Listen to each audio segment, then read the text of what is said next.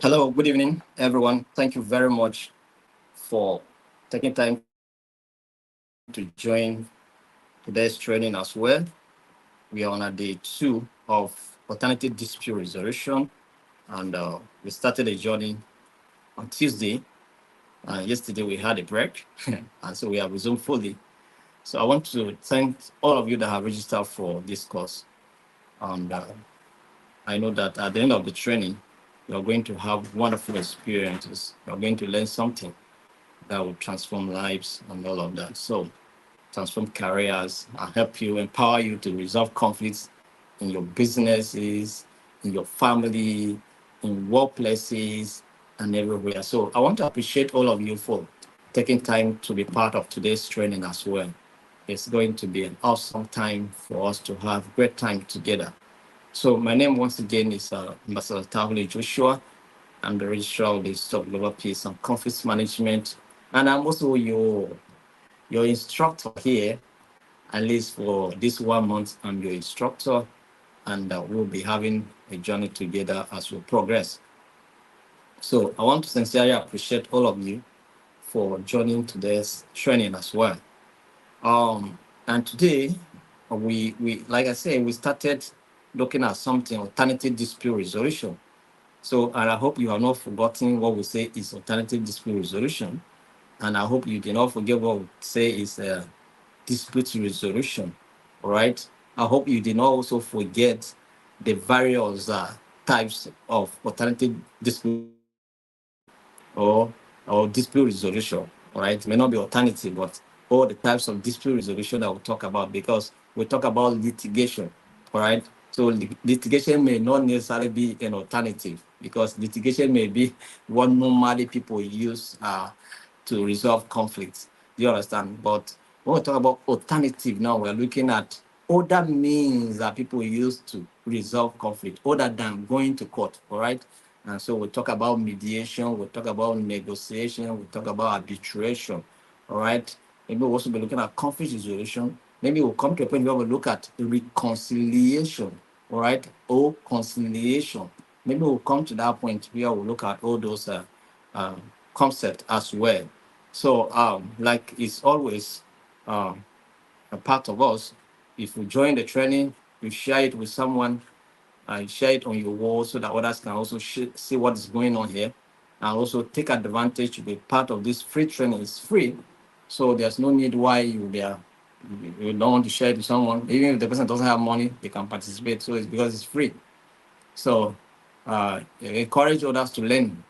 By the time we have so many people that have knowledge in alternative dispute resolution, they can solve problem on their own. It's not everything that we rush to court and go and spend money.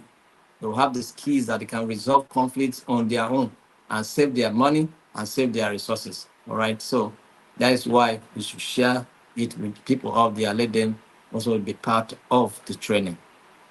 All right. So today we are going to look at the unit 2 of module 1 that was started. All right. Unit 2 of module 1 that we started working on. And so some of you are already asking for manual already. I don't know why you're asking for manual. I may not even give you manual till we finish the training. So it's better for you to join the training. Or I will give you manual after 2 weeks. Maybe that's what I would do. I'll give you manual after 2 weeks. So don't just zero yourself that there's no manual. So join training and be part of the training in the class. So after 2 weeks, I will give you the first manual. That's what we'll cover within the 2 weeks. And then I will give you another 2 weeks after we finish the training, and then the whole manual will be given to you. So unit 2 is principles and theories of alternative dispute resolution. We're looking at the principles and theories of alternative dispute resolution. Are there theories that support alternative dispute resolution? Are there principles that guide the operation of alternative dispute resolution? Are there principles that guide our operation? You know, one thing, even as a man, if you don't have principles, your progress is very, very difficult. So, as a field of discipline, Do we have principles that support alternative or principles that guide the operation or the application of alternative dispute resolution? This is what we're looking at. All right. So, unit 1, unit 2, and then part 1, we're going to look at understanding the principles of alternative dispute resolution. Understanding what the principle of alternative dispute resolution. So we are talking about understanding the principles,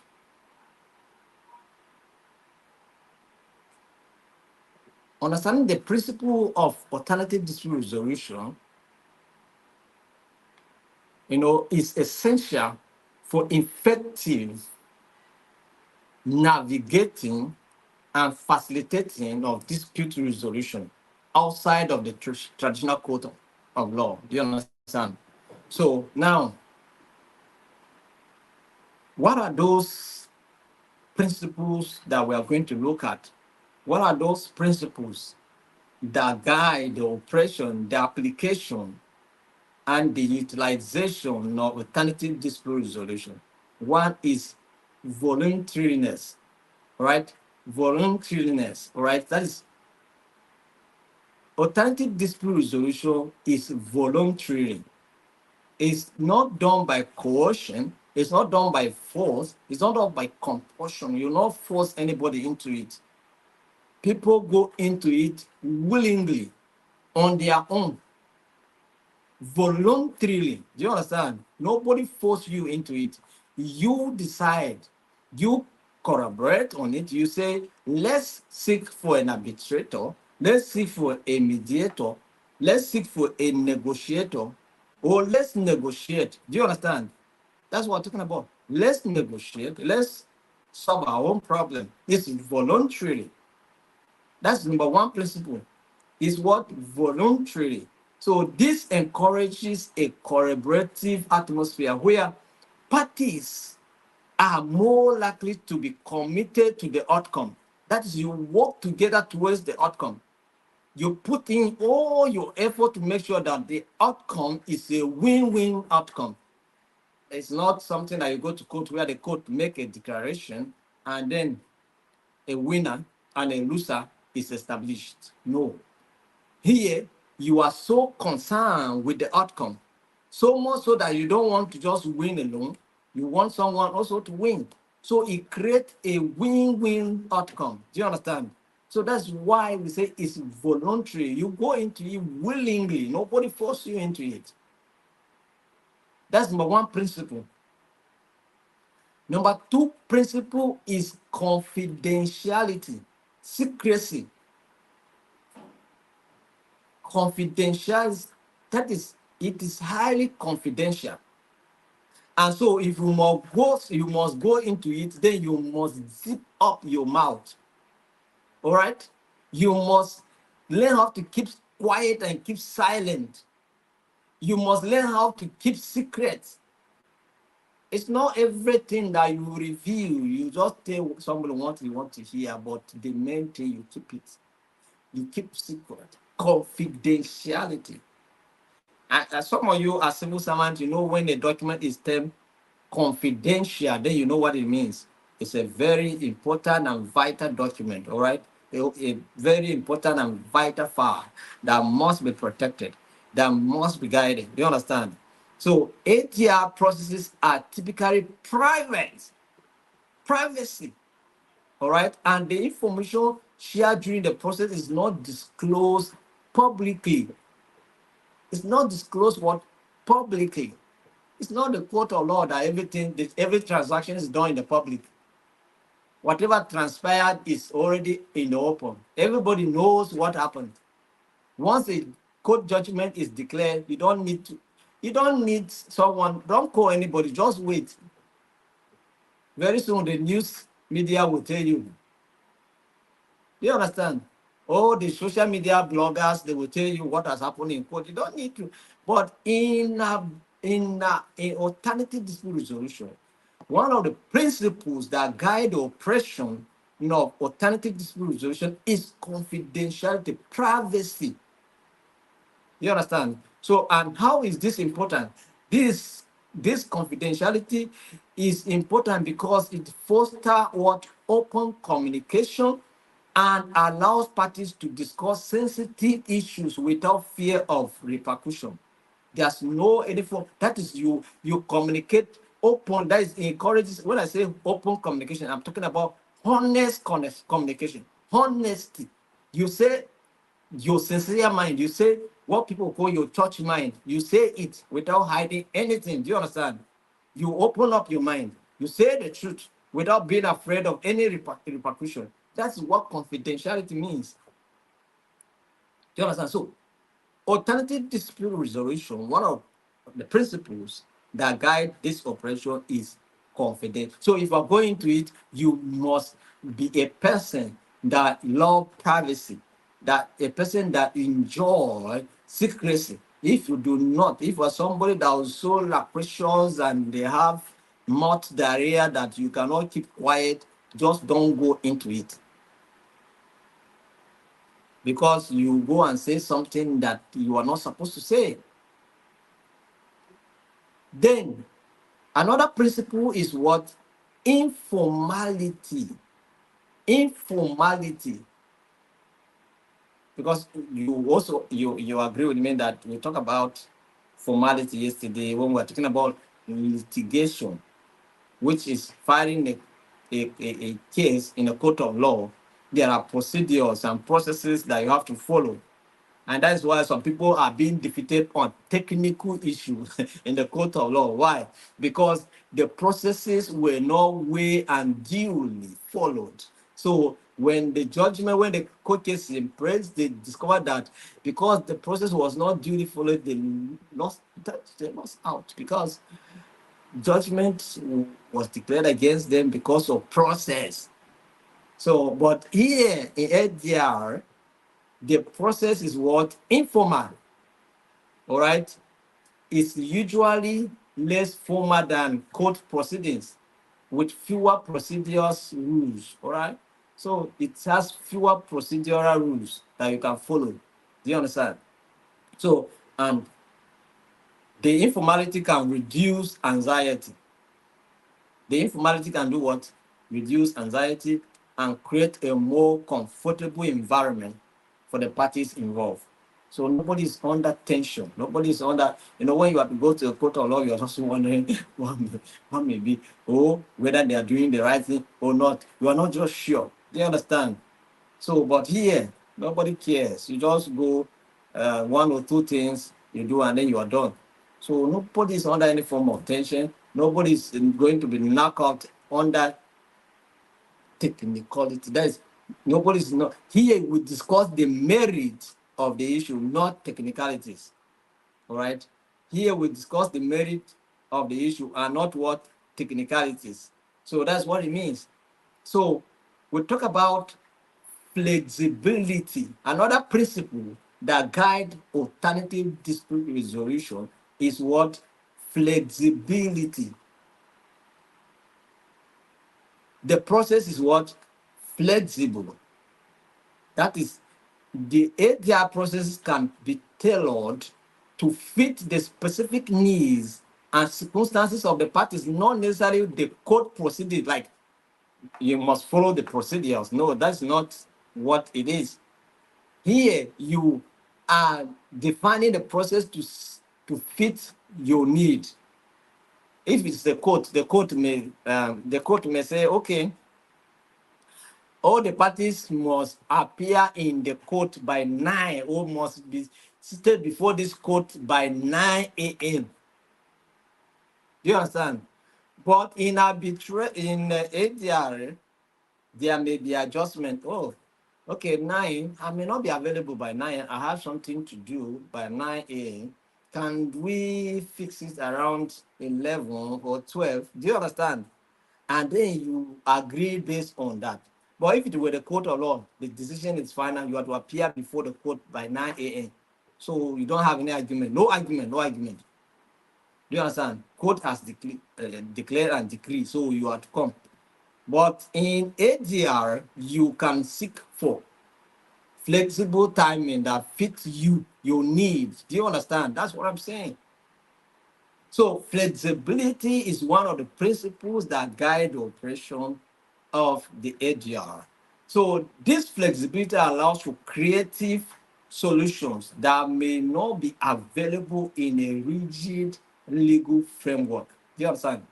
It may not be available, then it may not be available at all in a rigid what legal framework. Yeah. Because what the court says is final. Adjournment. The court do adjournment for how many months? 3 months, and then you keep quiet. But in ADR, if we say tomorrow we are going to meet again, we'll meet again. If we are to meet every day until the matter is resolved, we'll continue to meet. And if someone say, next month, you can say, no, no, no, no, next month is too far. Let's settle it so that let's try and finish this problem. Do you understand? And then you settle it. So flexibility is another principle that guides the operation of ADR. They will talk about focus on interest. Focus on what? Interest. So ADR emphasizes the underlying interests and needs of the parties rather than just their legal positions. You understand? What is the interest? What's the need here? Nobody's focusing on the interest on the legal position of the matter, but we are focusing on what is our need. What is our need? What do we want? What is our expectation? What is our interest? Do you understand? That's what matters the most. It's not what the law says, but what is the need? What is your need? What is my need? We are the parties to the conflict here. So what is your need? What's my own need? Let's discuss it and find a common ground for ourselves. You understand? That's what it means. So we talk about speed and efficiency. Speed and efficiency is also another principle that guide the operation of ADR. ADR is very speedy on a higher frequency of, alacrity. That's the kind of speed that you take to resolve matters. Is uncontestable. You cannot just, that is, if you want to settle your problem now, you can settle it without delay. That is, nobody is telling you, in the court of, although in ADR also pay, you will also pay fees to some, there are some fees that you pay. Do you understand? But in a legal situation, they want so many adjournments so that they can continue to receive court appearances. I'm sorry for those of you that are legal professionals and practitioners. Sometimes, but it's not your fault. You're only doing your job. All right, so it's your job. So, and you are your entitlement so far as the job is concerned. Those are your entitlements. All right, so you can enjoy from it. But the court prolonged issues. Why ADR cut the issue short?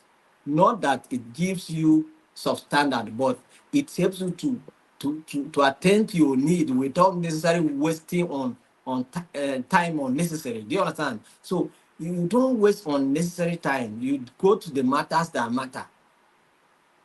Because we are not going to seek for any too much evidence here. We will talk about the issue of discovery yesterday, which is also considered to be one of the disadvantages of, because there's nothing to discover. There's no evidence to go and find. We just discuss the matter as it appears and settle it. Nobody's going to say you must tender evidence here or tender evidence here.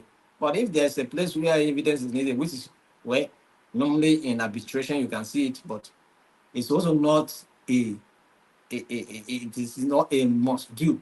It is not just depending on the evidence to pronounce judgment. It's based on your needs, what you are looking at in the arbitration or in the process of the ADR. Then another principles that we also see at work in ADR is neutrality. Neutrality, all right? You must be neutral. That's what it promotes neutrality.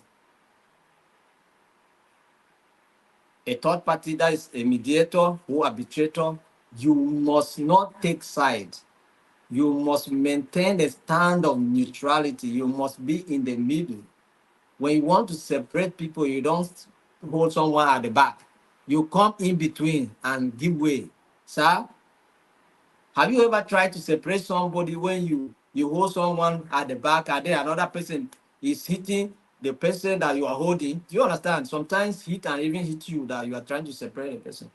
So, but if you come in between, you separate, they go their separate way, and what happened? Nobody hit anybody. You understand? That's what it means. So neutrality.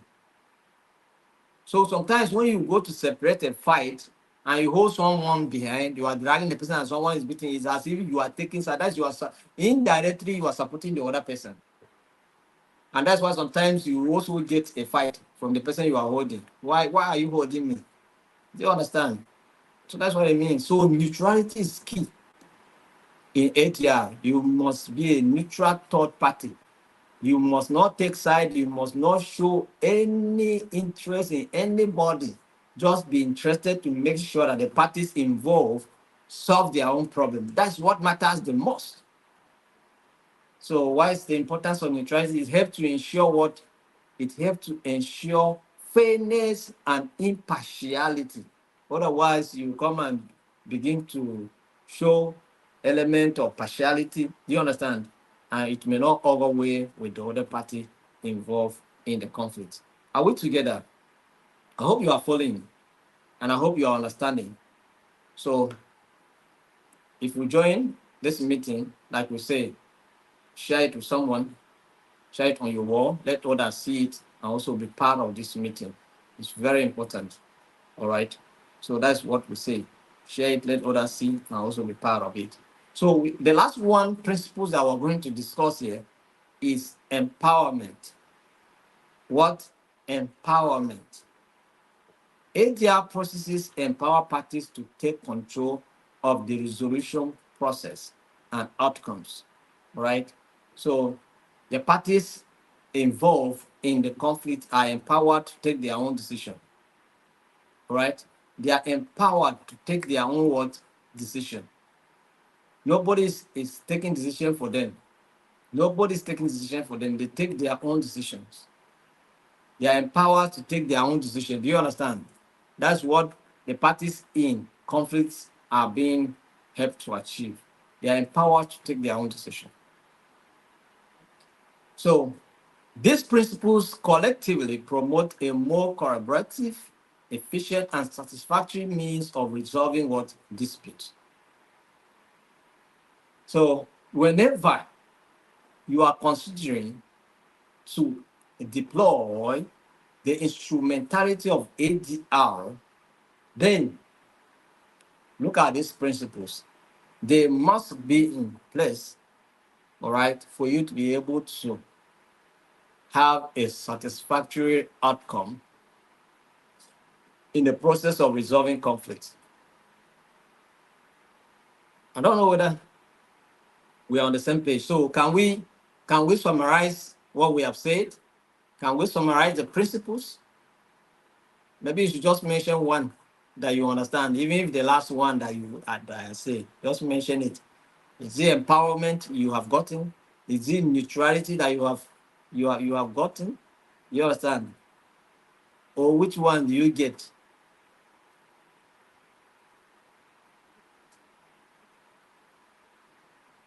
So you mentioned them, all right? We talk about informality, all right? We talk about flexibility. We talk about focus on interest. We talk about what? Speed and efficiency. These are the principles we are talking about here. We talk about voluntariness. Do you understand? Confidentiality. So I hope you do not forget. Let me mention them again before we proceed. One, volunteering. All right, it's voluntary, voluntariness. Number two, confidentiality. Number three is what? Number three is informality. That is no too much formal procedures to be followed. Flexibility, all right? And it focus on interest more than on the position of the law. you understand? Speed,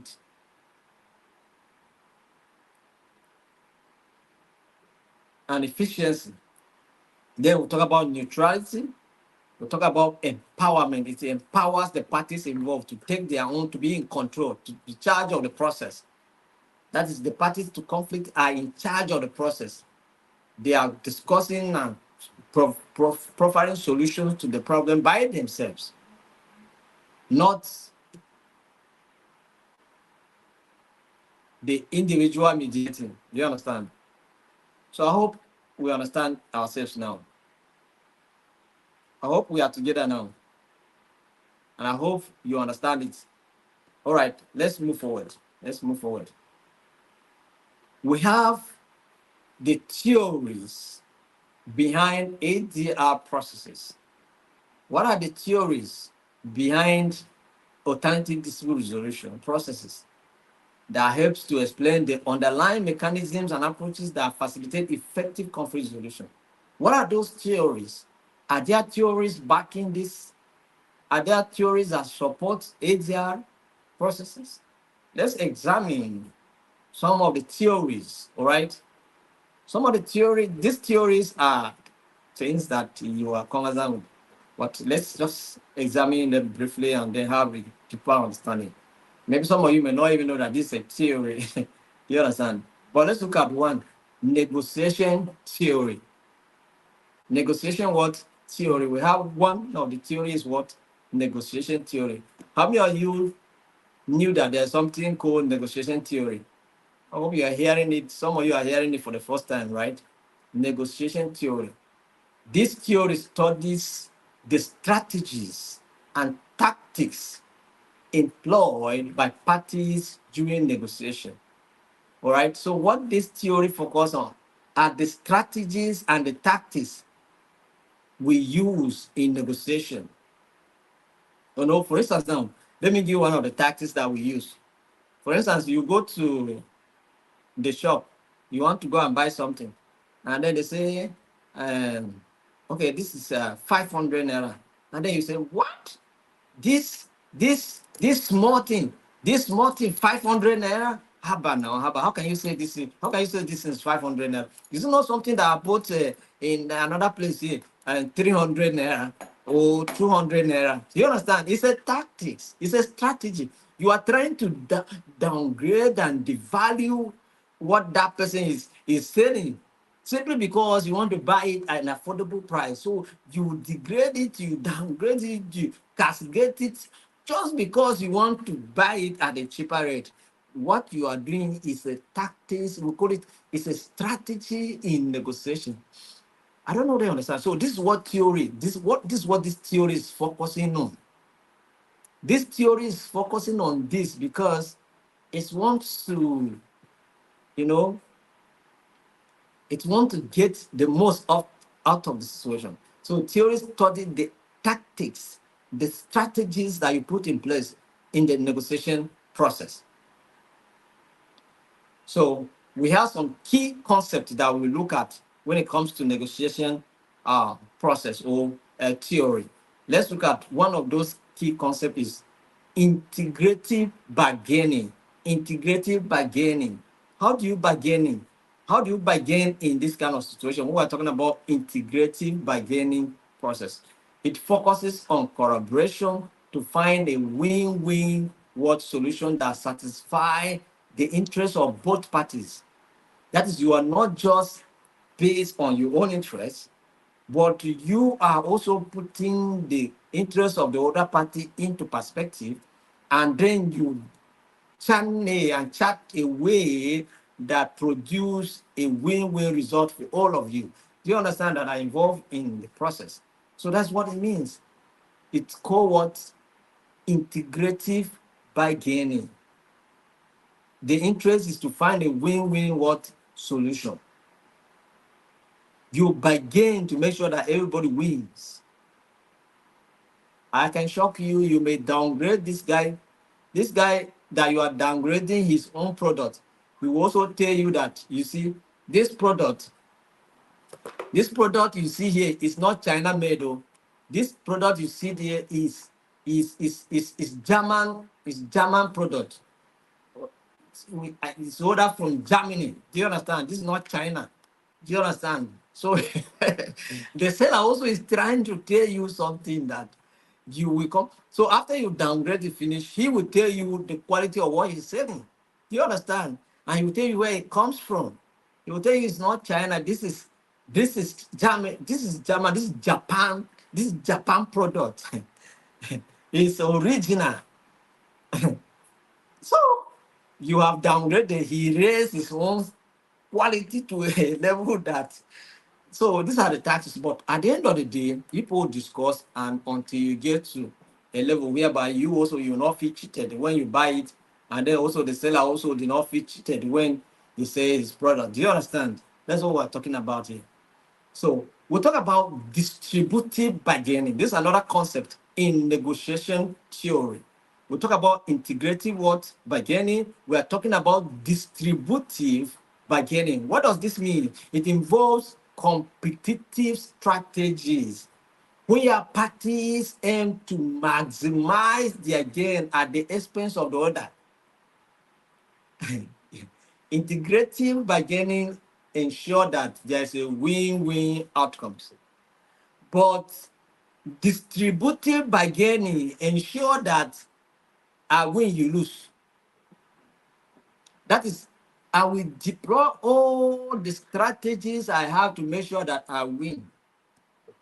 So that when I buy finish, I was saying, I really buy this thing cheap. Oh. I was thinking, when the guy started, I think, I really buy this cheap. Oh. Do you understand? And that's what you also see in the court of law. All right, the court of law, and sometimes you see it in the business environment. So where somebody is trying to just outsmart another, or you see it in a racing situation. People that are racing, this is a race to win over others. You understand? So that's what it means. Or in a football match, people put 6-3-5 defense. Do you understand? 2 and 3, 4. I don't. Some people play defensive midfield or defend the defensive game. Some play attacking game. All are strategies to win. That's it's a distributive bargaining. So it may not be that kind of what I'm talking about, but it may not. I'm just giving you an aspect that you are conversant with, things that you see, things that you watch yourself and discuss by yourself. But when it comes to maybe international trade, when it comes to bilateral relationship or multilateral relationship, that's at advanced level of diplomatic relationship and discussions. Do you understand? Where people want to win and then make the other person lose. Case study. Should I give you case study? Ministry of Education versus Benin Republic, federal government of Nigeria, Benin Republic. A recent issue that pronounced all the universities in Benin Republic fake, and only 5 are acceptable. What does that mean to you? To end educational, you know, so let's not go deep into it, but you understand what I'm talking about, all right?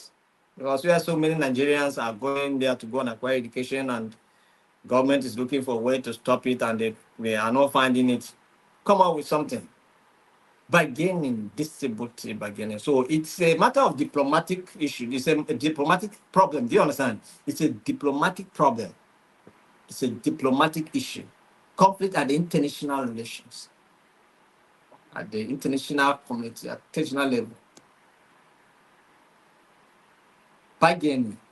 I think there was a committee that was set by both these countries and Nigerian government that they came. And you saw the outcome, right? Distributive bargaining. Win and the other person lose. Do you understand? So Nigerian government won, right?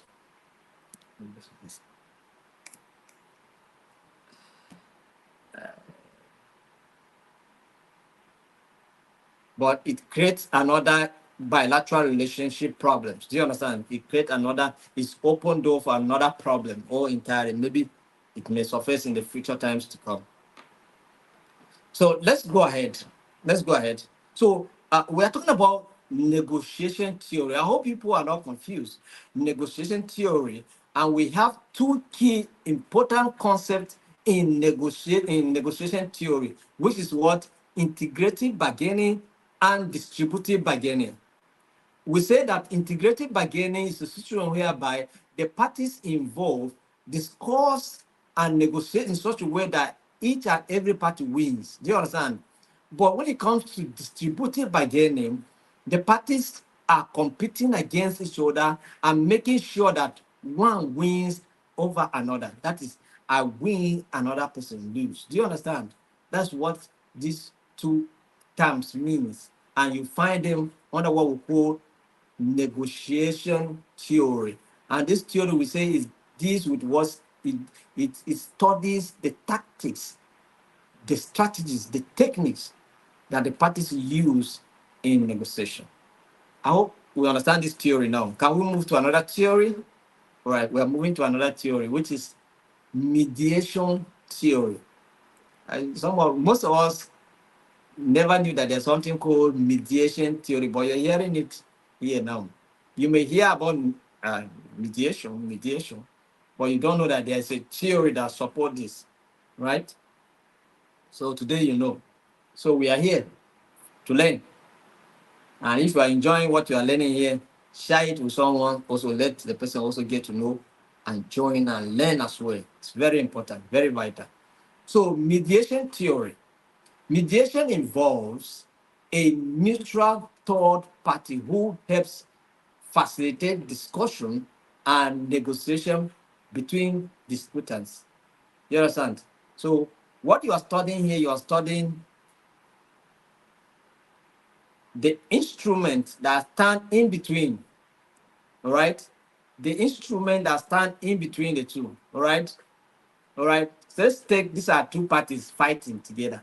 So if I stand, this one is standing in the middle, do you understand? This one standing in the middle, separating the two.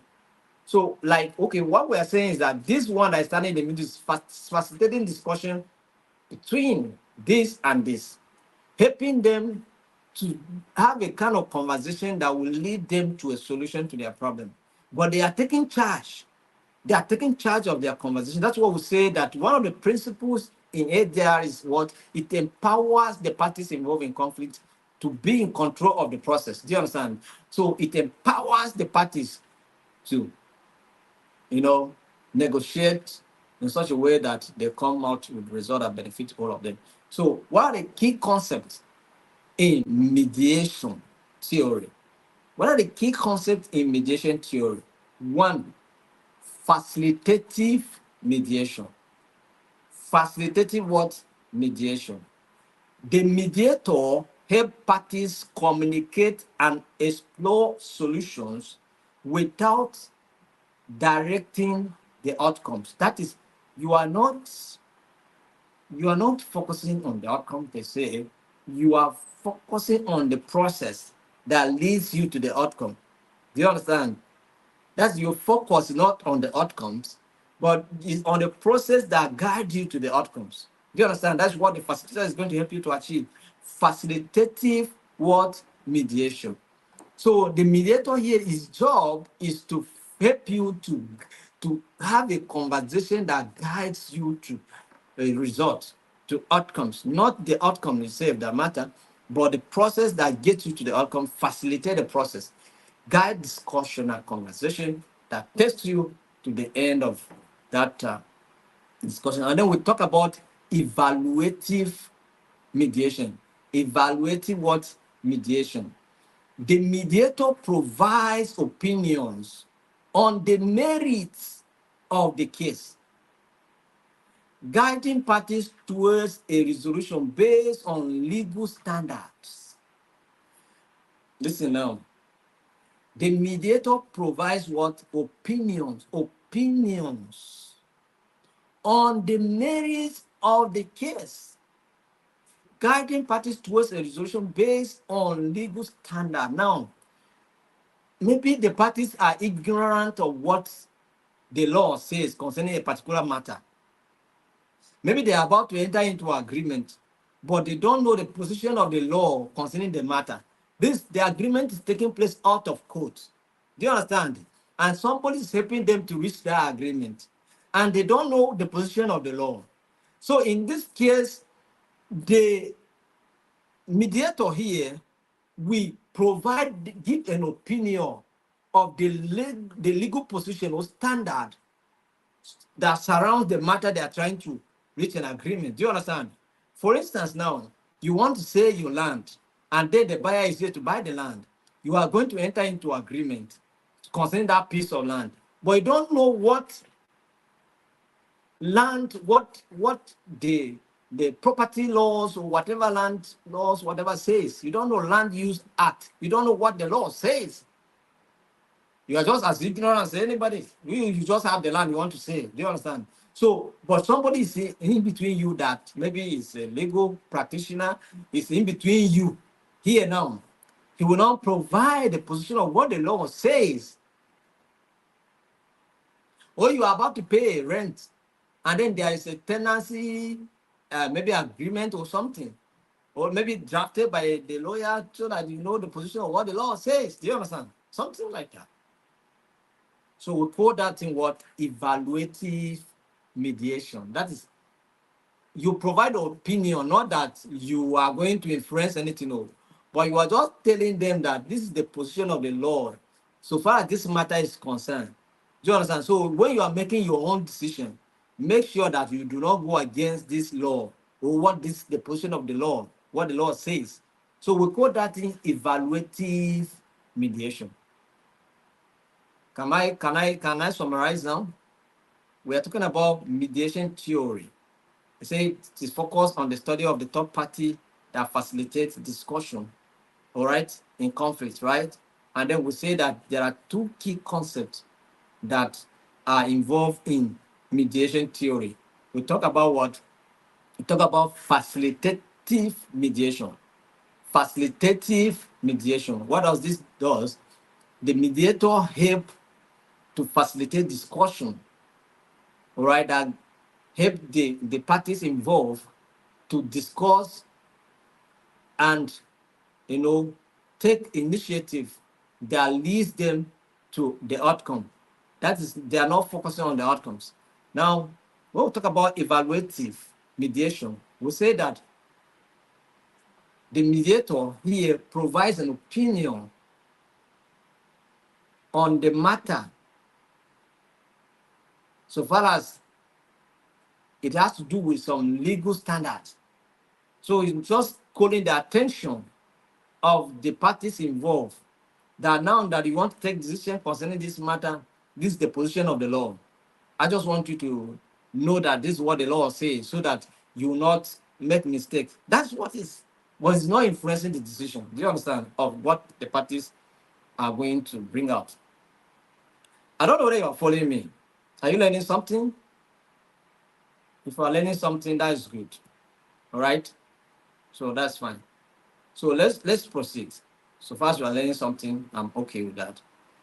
So let's look at arbitration theory. Arbitration theory. Arbitration what? Theory. Arbitration is a process where a neutral arbitrator makes what? A binding decision on the disputes. Are you getting the difference now?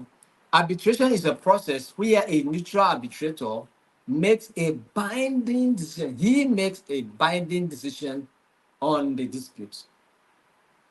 And he can take decisions, he can influence one thing or the other. You understand? So let's look at some of the key concepts here. Finality and binding nature. Finality and binding nature. Do you understand? Binding nature.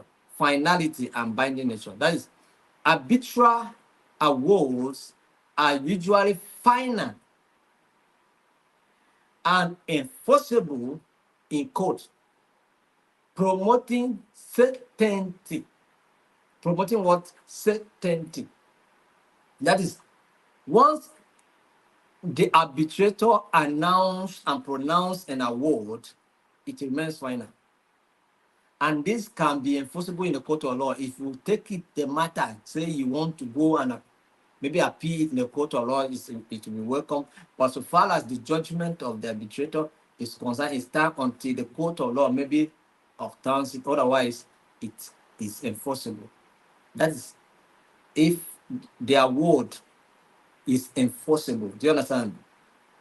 Based on the arbitrator's pronouncement. We talk about selection of arbitrators. Selection of what? Arbitrators. The choice of arbitrators can significantly influence the outcome, emphasizing the importance of neutrality and expertise. So once you want to choose your arbitrator, it must be someone who have experience and expertise in that field, and someone who can maintain neutrality, someone you can, you know, you know, you can place surety on his integrity and his character. That's you are not his character is not questionable. Someone who is not so that can compromise easily. Somebody who have character defection and deformation. You understand? So you are not looking at that. You are looking at someone who is solid in character. Someone who can not bend no matter what. Because there are some people that when money comes, money exchange hand now, they begin to bend up and down. Bend and bend to a point that their backbone break. You understand? Because of bending, because of money, bend too much.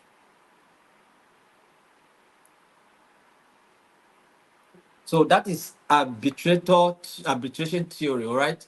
Talk about key concepts. We talk about finality and binding nature of arbitrator. We talk about also talk about selection of arbitrators or matters, all right? So let's look at transformative mediation.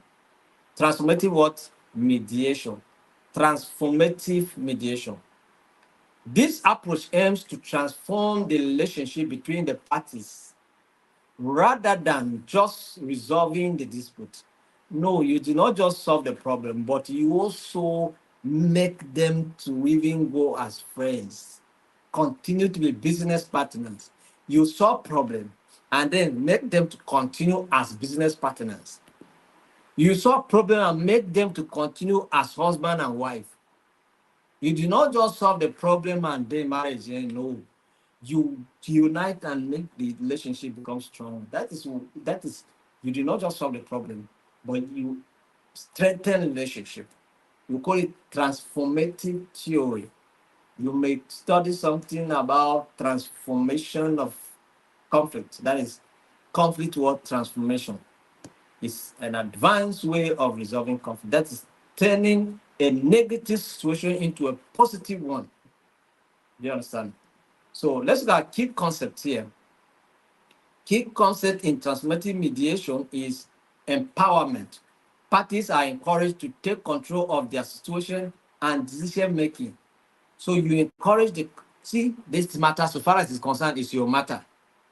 You understand? So far as this matter is concerned, it's your matter. So you take charge. You have to make decision that you feel you're okay.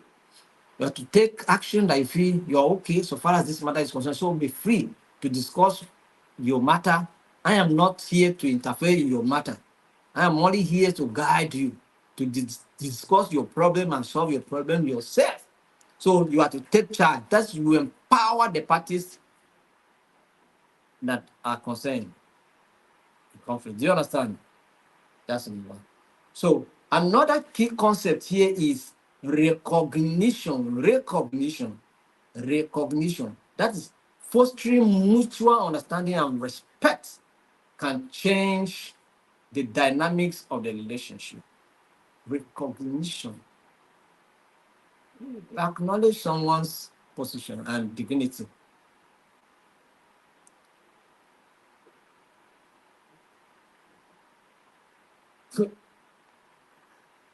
Who is this? I cannot come low. I cannot come that low to be discussing with this low class. Who is this person? Do you understand? You know, once you are not able to recognize and acknowledge one's dignity, it becomes a problem. Do you understand? So, for you to be able to foster mutual understanding, you must recognize the existence of that person and the importance of that person. Even if by comparison, the person is not up to anything to you, but you can give him his own respect. Do you understand? The person may not be educated like you, but don't say, look at this, I cannot be discussing with illiterate people. No. So far as the matter is concerned, sir, let's discuss it. I am ever willing. What's the challenge? And then we discuss it. Do you understand? So that is it. Interest-based negotiation theory. Interest-based negotiation theory. The theory emphasizes understanding and addressing the interests behind positions. That's when people say, this is my position, then your interest here is to know what is the interest behind this position. All right? What is this person? What is his interest that is taking this position, this stand? This stand, does it just mean nothing? It means something. What is the position of this? What is this man actually? What made him to arrive at this decision?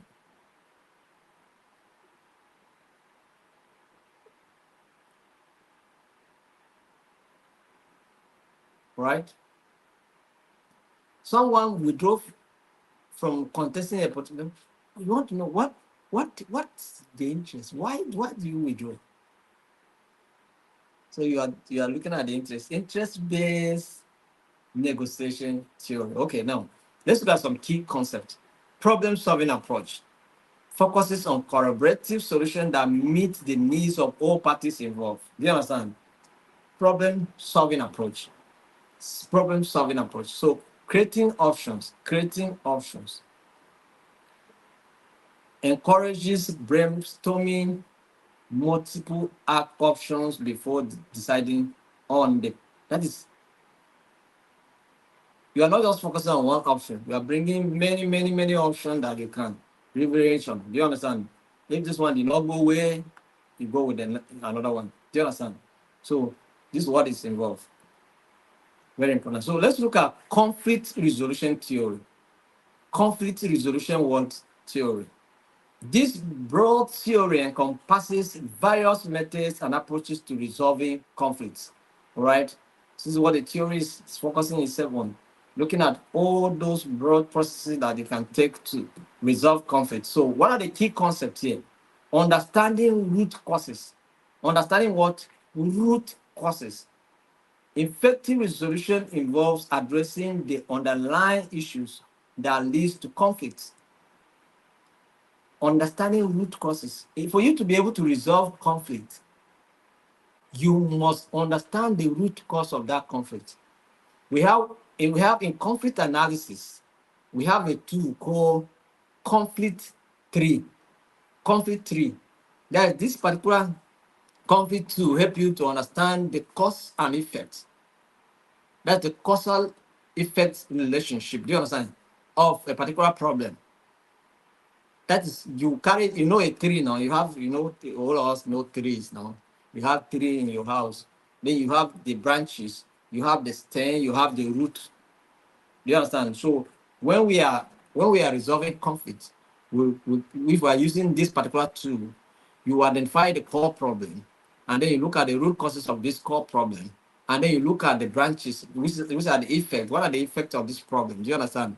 So we're saying that for you to be able to deal with and handle conflict, resolve conflict is for you to understand the root causes of the conflict.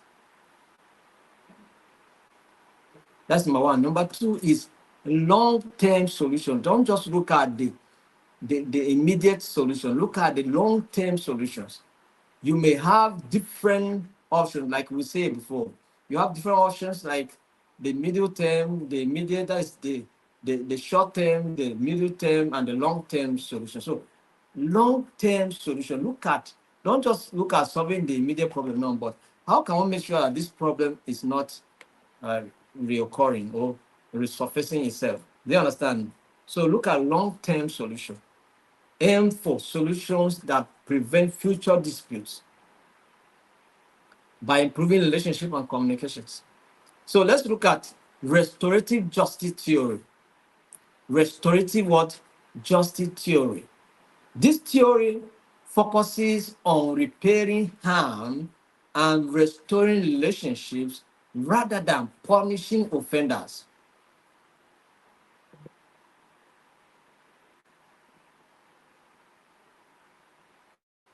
This theory did what? Focuses on repairing harm and restoring relationship rather than punishing the offenders. Who are the offenders? Someone did something wrong to you, but instead of punishing, what do? You try to maybe correct, you try to advise, you try to do this one. That's sometimes restorative justice. And then sometimes you just bring what back. Maybe somebody destroys something, you can just replace it and then tell them, please, next time don't destroy this thing. Do you understand? Restorative justice theory. So what are the key concepts here? Involvement of what? Victims and offenders. Involvement of what? Victims and offenders. Encourages dialogue and understanding between affected parties. Someone offend you, but someone did something wrong to you, you still bring the person back together, apologize. And apologize, you apologize, and then the relationship continues.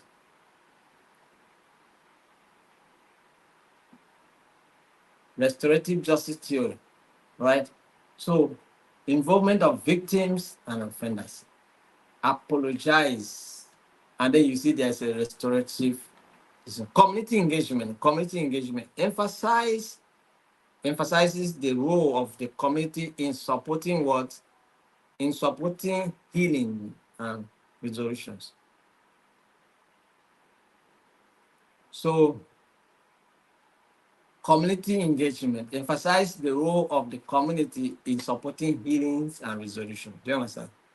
So that's what it means.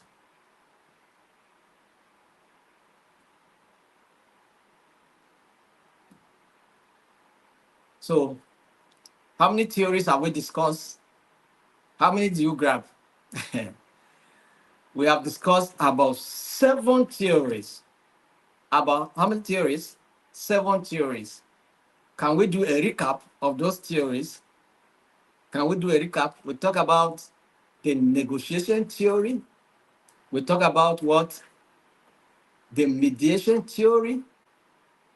We talk about what? The transformation theory. We talk about the arbitration theory.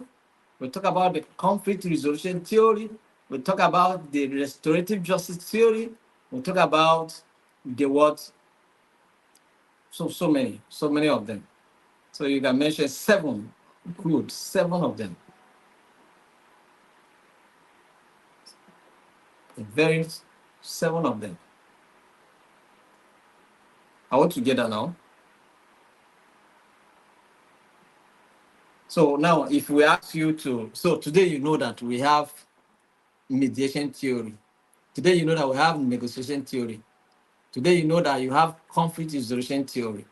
Today you know that you have a restorative justice theory. All right. So now, if somebody talks about these things, you will not be confused. You also know some of the key words that apply when you are talking about each of them. All right. I hope you have not forgotten integrative bargaining. I hope you are not forgetting distributive bargaining. So when you see this kind of term somewhere, Then when you see an action that has to do with, you know, distributed bargaining, you should know it. When you know a discussion that is focusing towards integrative bargaining, you should know. Are we together?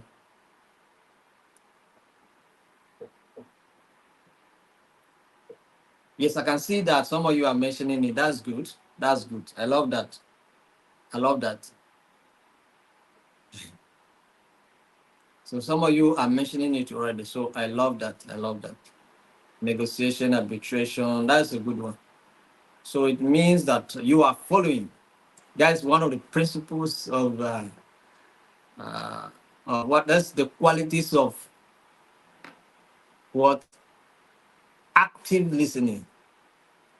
That's the qualities of active listening. For those of you that did emotional intelligence, I think you understand what I'm talking about. Active listening. that is what it means. So let's look at it. Let's move forward. Let's look at the last thing for today. We're going to look at the last part of module 1, unit 2 today. So what are we looking at? ADR as a complement to the legal system. ADR as a complement to the legal system. ADR as a complement to the legal system. How does the ADR complement the legal system? In what ways do ADR complement the legal system? You understand? In what way do ADR complement the legal system?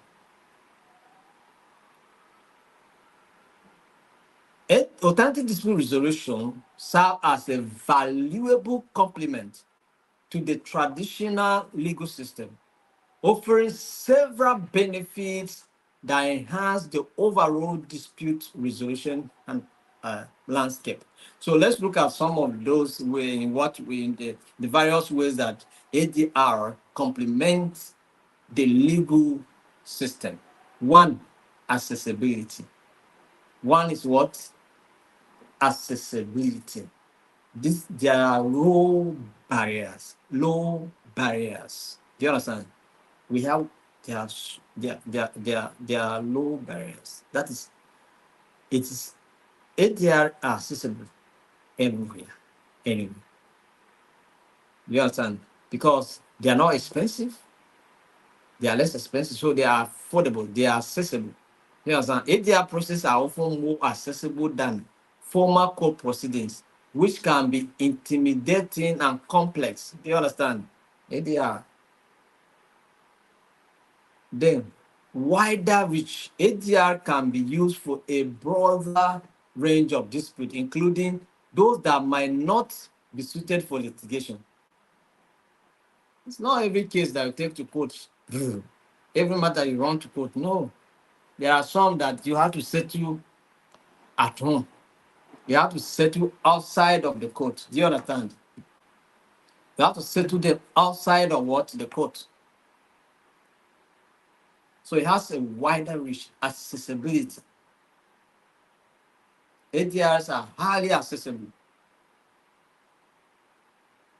and they complement the legal system, whereby you cannot, it's not easy to access the court because, one, you need a lawyer. There are some people that are rotting in prison now because they don't have a lawyer. Do you understand? Because, one, maybe they don't have money to hire a lawyer. Two, they don't even know how to go about it. You understand? So it's a problem. But where ADR are working, they are highly accessible everywhere. And then they complement the legal system. We are so many people if the ADR is functioning in our country here, for instance, now, many people are not supposed to be in prison. Many people are not supposed to be in prison. Do you understand? But because the ADR is not functioning in our system very well, so it becomes a problem.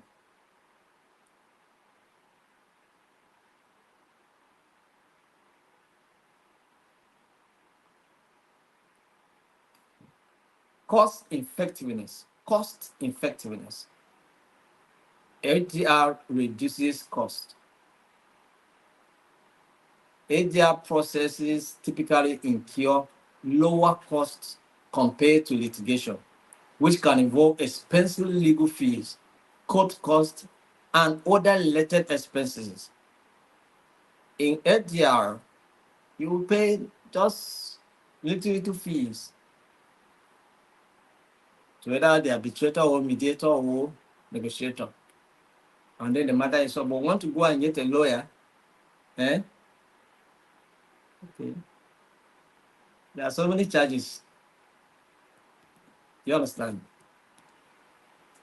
It's also resource allocation. Parties can resolve dispute without the lengthy and costly nature of court trials, allowing them to allocate resources more efficiently. Yes. When it's not convenient to come, you say, today I'm not buoyant enough to come for the meeting. Maybe we'll meet next time when so that you're not putting yourself under pressure. Some people will go and borrow just because they want to go to court. You understand? You borrow money to go to court. Some borrow with the hope that when I win the election, when I win the case, I will claim damages. Then what if you lose? Because there's the possibility and the probability of you losing. So what if you lose? What becomes of the situation?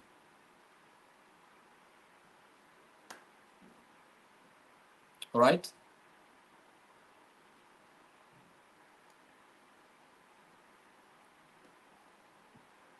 Speed and efficiency. Another way that ADR complements legal system is what? Speed and efficiency, whereby the court proceedings are so much lengthy and long and,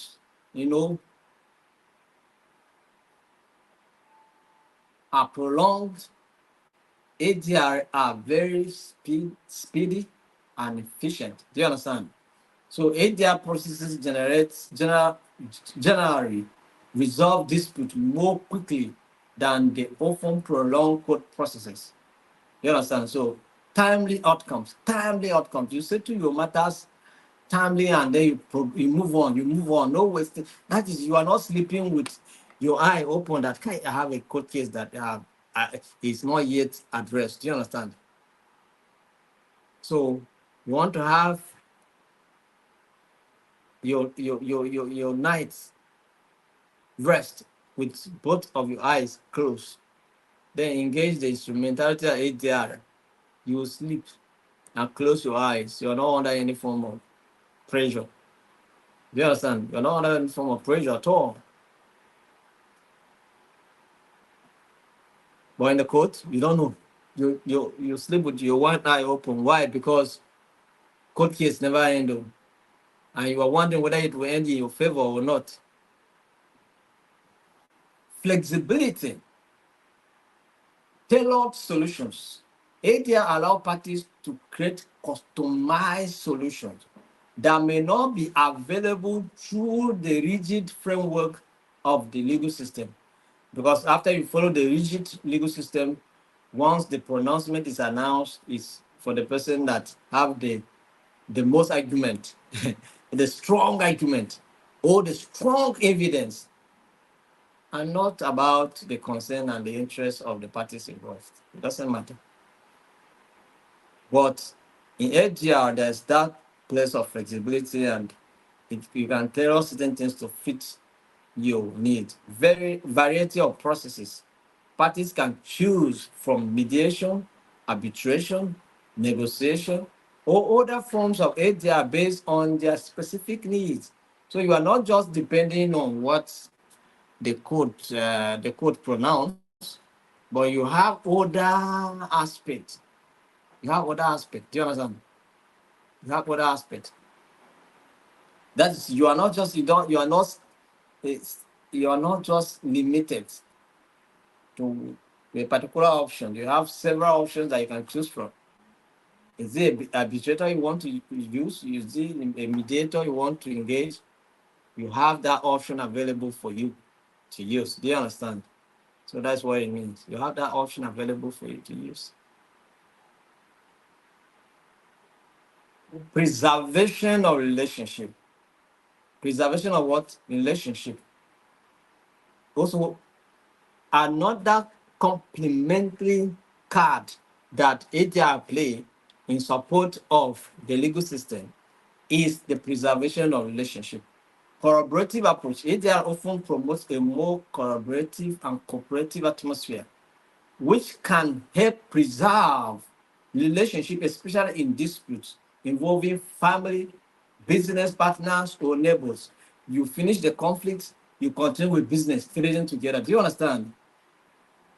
Because, of course, in the course of your business transaction, there may be misunderstanding. So you end business relationship because of misunderstanding. No.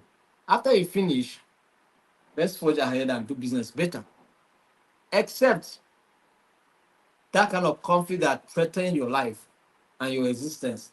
In that way, maybe you can choose never to continue with the relationship. But what ADR does most is that they preserve relationship in most cases. All right, they preserve relationship. Focus on interest. It focus on interest, the interest of the parties involved, and not the position of the law.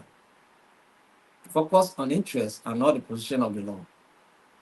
Confidentiality, private proceedings. ADR processes are typically confidential, allowing parties to discuss sensitive issues without public scrutiny. Without public what scrutiny? That is, you can discuss anything because you are in enclosed cycle. You discuss something, just discuss whatever you want to discuss without being afraid. So far as the people that you are involved are people that you can trust, that your matter remains with them and it does with them. So you have nothing to be afraid of. Protection of reputation. Protection of what? Reputation. So your reputation is also being preserved because nobody's going to go and talk bad about you so that you isn't all this person that we used to look. So some people who don't need to be respecting them. So is this person? So this thing that I'm talking about is this man. No. I can't believe it. I can't believe it. I can't. I don't know that this man can do something like this. No. Because all the respect I used to give him from today dropped. I'm not giving him that kind of respect. He doesn't deserve. He doesn't deserve any iota of respect for me. I'm not going to give any single respect. That man, I never knew that he's the one who. That's how we talk. I get the point now. So, but in ATR, your reputation is kept, protected, and preserved. ATR. See, ATR is good. Let's begin to practice ADR. Let's open up.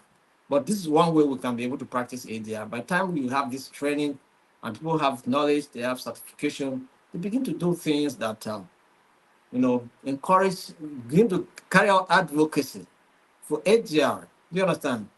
Organize advocacy. Let's carry out advocacy. After this training, people should form groups and begin to advocate for ADR instead of going to court. That people should begin to use people that are trained to resolve their problem instead of taking every matter to court. No, our courts are overloaded and they are overburdened. Do you understand? Courts are overloaded and overburdened. Do you understand? So what do? Let's begin to embrace ADR. Come, let's look at the problem. Let's just bring your problem to us. I am a certified ADR practitioner. All right, bring your problem. We help you to solve your problem. Don't go to court. Court will waste your time. Court will take so much money from you. Do you understand? Let's begin to advocate for this. Let's organize advocacy for this and advance ADR in our system, so that people will not go and talk in the court of law. They will just go there every day, court pronounce adjournment 6 months. What's the meaning of that? 6 month adjournment. There are some people in police says they are not even in prison. Police say because there's nothing that take and no nothing. It's not supposed to be. ADR will help to solve some of this problem and reduce, complement courts. You understand? Complement courts. Take take people out of court and then let them come and settle some problem. You know, sometimes court may even ask people go and settle out of court. Do you understand? Go and settle this matter out of court. Because it's a matter that should have been settled out of court and you are bringing it to court. Court will still ask you, go and settle out of court. In most cases, you see, in many cases, we have seen that, right? Let's, so, empowerment of parties. Empowerment of what parties? Control over outcomes. ADR allow parties to take active role in shaping the resolution. Informed decision. We help parties to make informed decision because they have so many, because of conversation, they discuss and understand their problem. They dialogue. People dialogue and find out what is their main problem. And so they are not taking decision on assumption. They know what they want based on their discussion. Do you understand? They know what they want, so they can make informed decisions. They can make informed decisions. All right. So that's what it means. So now let's look at the final one, reducing court burdens. I mentioned this in what I was explaining something else, but this ADR reduces what? Court burdens. The court here are so overburdened. Every small thing to court, land dispute to court, uh, property dispute to court, uh, trade issue to court. Everything will go to court. So that's why the court is really tired, overloaded. Lawyers and judges confused. Which case are we going to even do? So they end up focusing on those cases that can pay them. And the ones that are not going to pay, keep them there, let them be there. Do you understand? Let them be there. Let them be there. Why we look at the ones that can pay us so, you know, political matters are straight, sharply settled. Do you understand?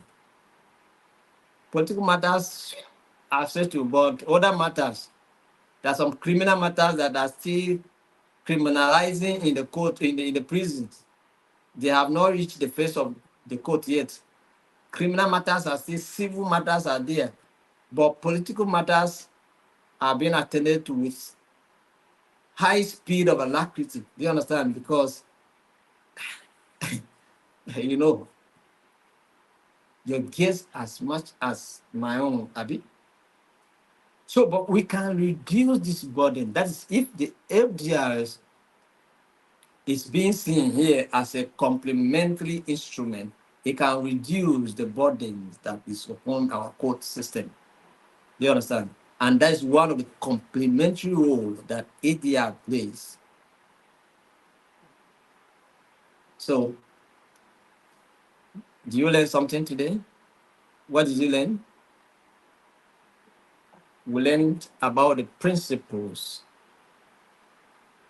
of ADR, right? Principles. And we have discussed various principles. We discussed about the theories. We discussed ways in which ADR complements complement what? Complement the legal system. So now, if I ask you, what are the principles of ADR, or what are the principles that guide the ADR operation, I hope you can be able to mention some. Neutrality, confidentiality.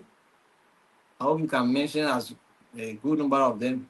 If I talk about the theories of ADR, I think you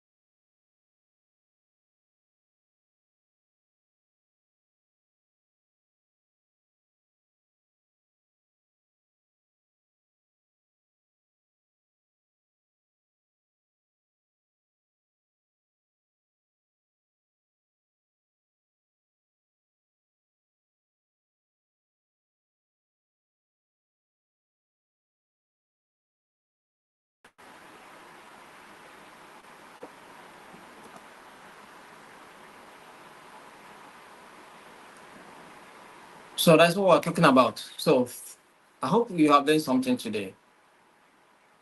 And I hope you share it with somebody else also to learn something, to just come and join us. So by tomorrow, we are going to print, people are still filling the form. By tomorrow, we are going to print the names of those that have filled the forms.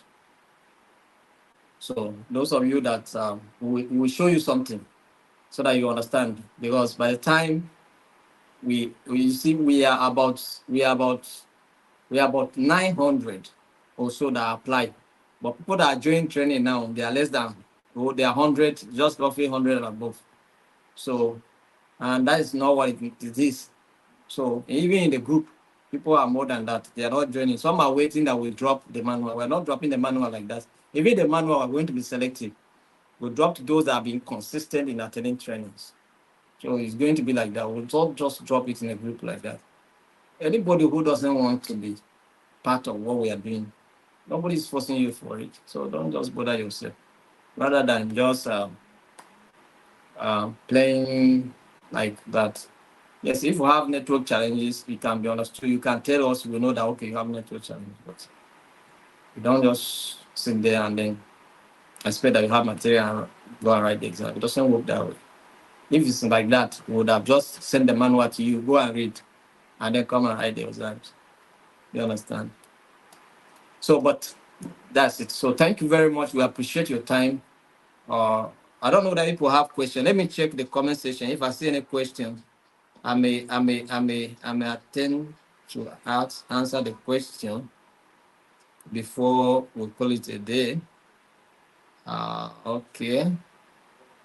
Do we have any question? Even ADR can deal with issues of criminalities. Yes, of course, and deal with those issues. Although, yes, our quota overloaded.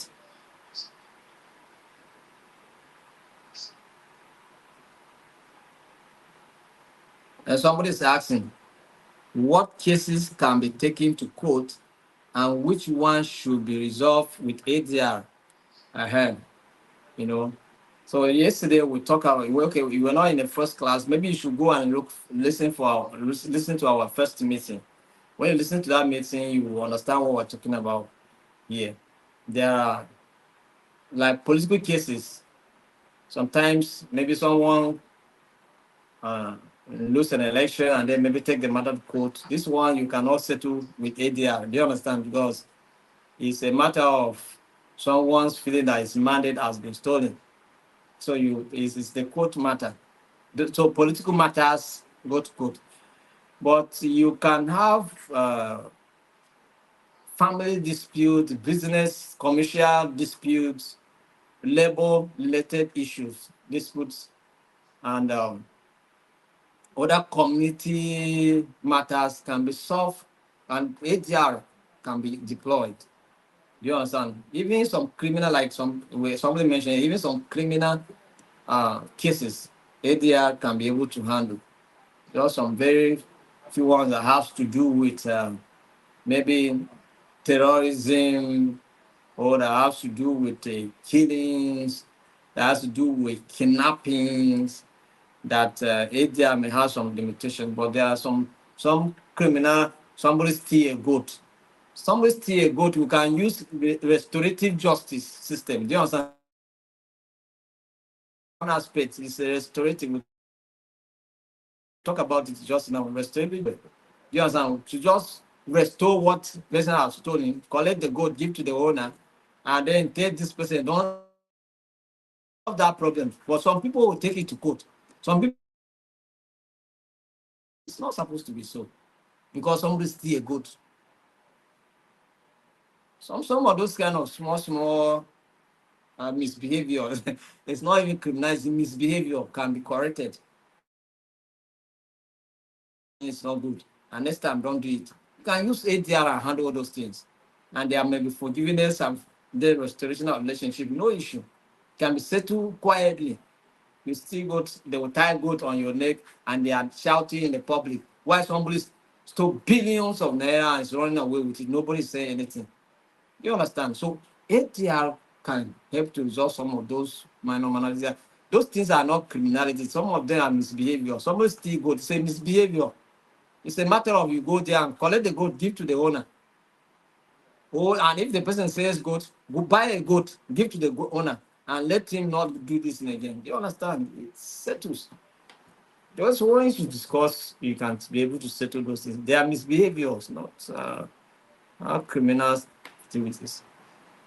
I don't know that I answer your questions. I don't know that I answer your questions. So, but that is what it means.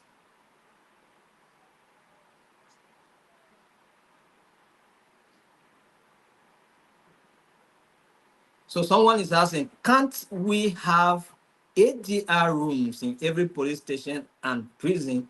People are seriously wasted in sales and in jail. That's why I say after this training, now some of you, of course, by the virtue of this training, you are learning something. Do you understand? You're learning something new, something that you didn't know before. Now we can form advocacy. Do you understand? We can form advocacy and then take these issues to the to IG. Do you understand?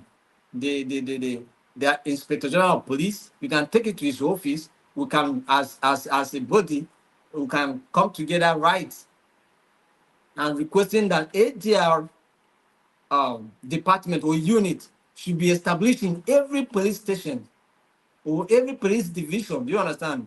So, but you know, the problem is that we don't have people that have knowledge in ADR. So many of them don't have. Or what we can do, maybe we can even write to police station, police IG.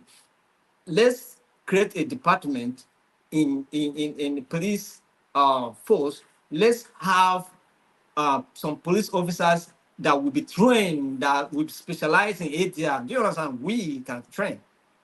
We can train them, specialize. This is your specialization in ADR. So you handle some cases that don't need to waste time there when they come. Who are the ADR practitioners? Come here, look at this issue. Is the issue that you can handle? If not the issue I can handle, send him to say if it's not something that you, if something you can handle, address it and let's discharge it. Do you understand? So so it's possible. So it's a matter of advocacy. Do you understand? It's a matter of advocacy. We can form advocacy, approach the police authorities and see the possibility of it. And I believe that it will work. It will work. So it's possible. It's possible. It's possible. And as I'm speaking, maybe there are some police officers here. If you are here, you can help us champion the advocacy. Do you understand? If you're a police woman, a policeman here, you can help us to champion the advocacy. And I think it's going to be possible. Do you understand? It's possible. You can try to collaborate with us. You champion it, collaborate with us, and we back you up and see that that is done. We'll make ourselves available. If it's a matter of training, if they want to give an excuse that we don't have so many experts in this field here, then we say we are available, we can train them. You understand? We'll say, yes, we are available, we can train them. You understand? So that's what it means. So it's not an issue at all. It's not an issue. Please, Daniel, come. It's not an issue. It can be done. You see? So it can be done. It's